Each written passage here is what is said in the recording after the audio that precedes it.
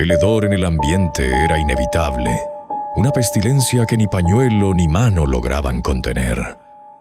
Se impregnaba en la piel, en la ropa, en la memoria.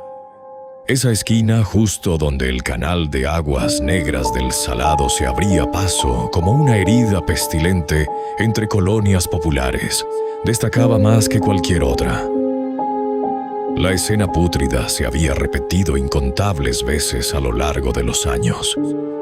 Solo la tierra, testigo silencioso, guardaba el secreto de la primera muerte, el origen de un ciclo interminable de desolación. Algunos aún recuerdan al primer animal hallado allí, un perro callejero, envenenado, uno de tantos que vagaban cerca del canal. Para los vecinos, esos perros eran culpables de ataques a transeúntes, incidentes que a veces terminaban en tragedia.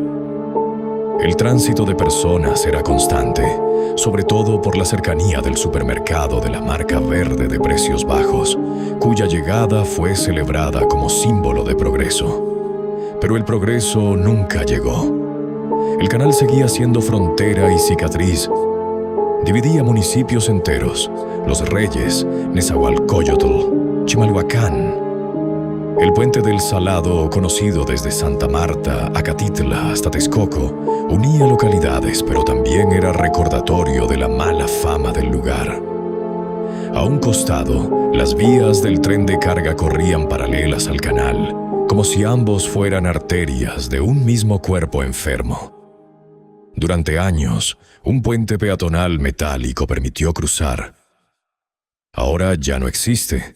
Lo que sí permanece son las historias. Asesinatos a sangre fría, cuerpos en bolsas, restos humanos disputados por perros hambrientos. El Salado se convirtió en un cementerio abierto, un altar de violencia cotidiana, donde cada rumor parecía confirmar que el horror tenía raíces más profundas que la simple miseria humana.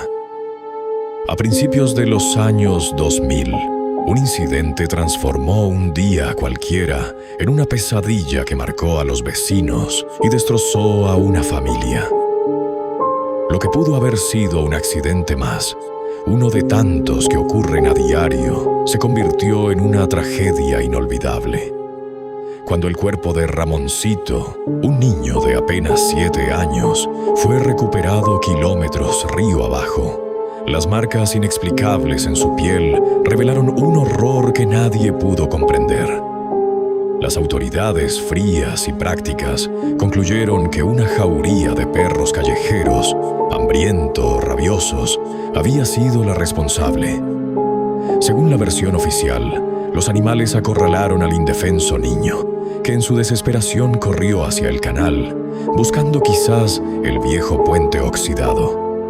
La lluvia lo traicionó, resbaló y el torrente de aguas negras lo arrastró. El estruendo del tren de carga que pasaba en ese momento ahogó sus gritos, impidiendo que alguien pudiera ayudarlo. El informe final, sustentado en testimonios de quienes vieron a los perros alterados en la orilla, fue tan simple como cruel. Pero entre los vecinos, la historia nunca cerró. El único testigo silencioso era el trailercito, un hombre de unos 40 años con problemas mentales, conocido por su diablito de carga. Con él simulaba ser un camión, imitando ruidos de motor y hasta instalando un claxon de bicicleta para completar su delirante actuación. Nadie en los alrededores del mercado ignoraba su presencia. Era parte del paisaje. Un personaje que se movía entre la rutina y la locura. Lo que el trailercito intentó contar a doña Matilde aquella vez era, sin duda, algo incomprensible incluso para los hombres de ciencia y las mentes más fascinadas por la criptozoología. Era de esperarse que aquel hombre no pudiera describir con claridad lo que presenció, pero aún así logró plasmar una imagen del horror que envolvió la muerte de Ramoncito, víctima de un ser amorfo, nacido de la putrefacción y la contaminación. El trailercito relató haber visto, entre el canal y las vías del tren, un montículo de residuos negros y pastosos, semejante al alquitrán, mezclado con desechos de alcantarilla. Lo inquietante no era la masa en sí, sino su magnitud. Un cuerpo informe entrelazado con ramas secas y basura, rodeado por un aura distorsionada, como el calor que ondula el asfalto en verano. Pero aquella mañana era fría, y esa distorsión solo podía significar que la masa emanaba una temperatura imposible, liberando un vapor que él describió como el aliento de un ser sin forma. El relato se tornó más perturbador cuando juró haber visto emerger de esa masa 3 pares de brazos largos, en estado deplorable. La piel desgarrada dejaba ver huesos y cartílagos corroídos por la podredumbre. En ese instante comprendió que la cosa había elegido a su presa. A pocos metros estaba Ramoncito, jugando entre los escombros frente a su casa, ajeno a la pesadez del ambiente. Algo lo mantenía absorto, como si una fuerza invisible lo hubiera cautivado. La llovizna convirtió la terracería en un lodazal, pero el niño no se inmutaba. El trailercito, paralizado, no pudo advertirle. En un abrir y cerrar de ojos, la cosa estaba detrás de él, a menos de 1 metro. Entonces ocurrió lo inesperado. La jauría de perros callejeros se agitó como nunca antes. Los ladridos resonaron en la orilla y muchos rodearon al ser. No era miedo lo que mostraban, sino una furia contenida, como si reconocieran en aquella criatura algo que no debía existir. El niño, paralizado por el terror, apenas alcanzó a emitir un grito que fue sofocado de inmediato por la cosa. 2 de sus brazos lo rodearon con fuerza, mientras una mano pútrida se posaba sobre su boca, impregnándole el hedor de la descomposición. En ese instante, como si todo estuviera sincronizado, el sonido del tren, acercándose, retumbó en el aire. El trailercito, impotente, observaba sin poder moverse, atrapado en la escena que se desplegaba en segundos.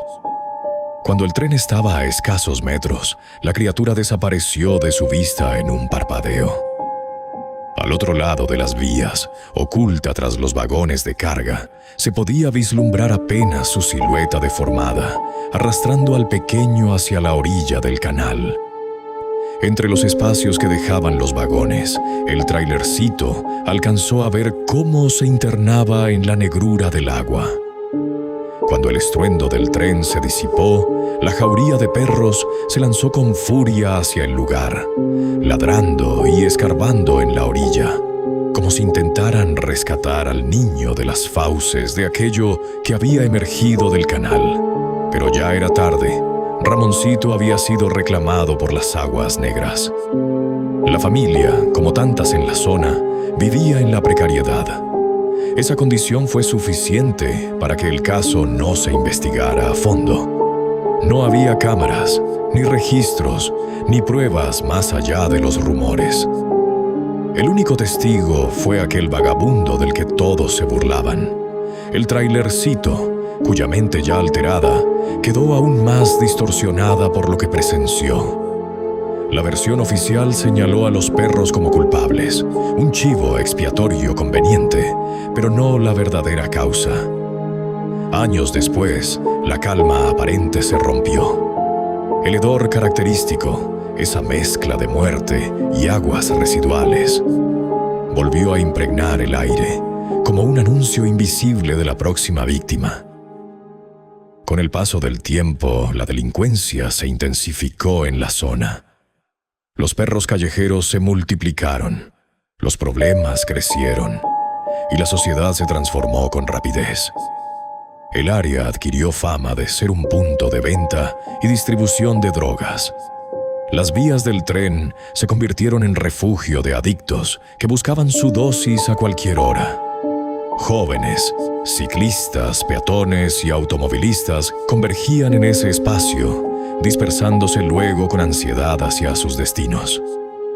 En varias ocasiones, algunos adictos afirmaron haber visto apariciones y escuchado ruidos extraños cerca del canal. Sus testimonios fueron desestimados por su condición, pero las historias persistieron. La policía aumentó su presencia, aunque evitaba patrullar las vías y sobre todo la parte baja del canal, donde el tiempo había formado una segunda orilla. Se rumoreaba que ese lugar se había convertido en ruta de tráfico y negocios ilícitos, pero los más viejos del barrio aseguraban que lo que realmente habitaba allí no era humano.